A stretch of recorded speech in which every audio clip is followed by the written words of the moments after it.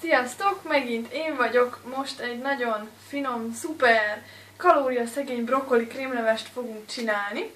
Az első lépés az, hogy rakjatok fel vizet forralni. Rakjatok bele egy kevés sót, majd abban főzzétek meg a brokkolit, egy ilyen szép nagy fejűt, és még ebben rakjatok bele, hát ilyen 1-2 szem krumplit, nem kell sok bele, csak egy kevés. Szóval igen, ezt főzzétek meg, aztán folytatjuk. Közben fő a brokkoli. Csinálunk hozzá egy kis fokhagymás pirítóst, igen. Elsőnek is úgy kell csinálni, hogy valamennyi vajat megolvasztunk. Hát nem kell sok, azt megolvasztjuk, és majd abba rakunk egy fokhagymát. Egy fokhagymát azt belerakjuk, majd megkenjük a kenyereket. Szóval, ha megolvadt a vaj, akkor rakjatok bele egy nagyon kevés sót, és egy félgerezt fokhagymát, így belenyomunk.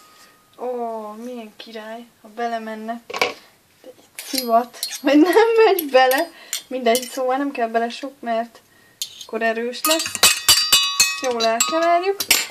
Majd, amíg még így folyik, így rákenjük ezekre a kis kiflikékre, amiket majd berakunk a tepsibe.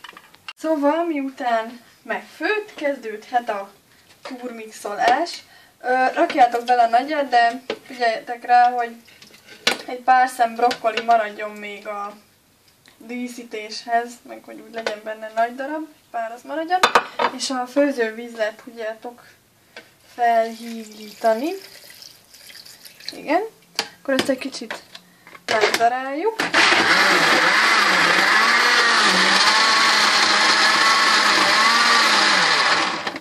Jó, mindig kóstoljátok meg, hogy milyen. De még egy kis só biztos, hogy kell bele.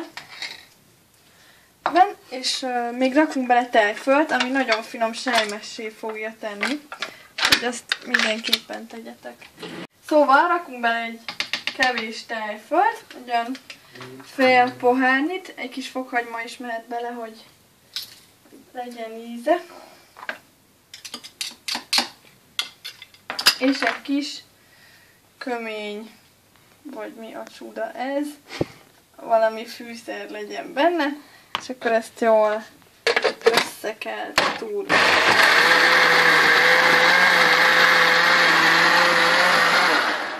Rendben, most pedig kezdhetjük a pirítóst. Tessék. Szóval a kifliket előmelegített sütőbe körülbelül 10 percre berakjuk, amíg finoman meg nem pirulnak.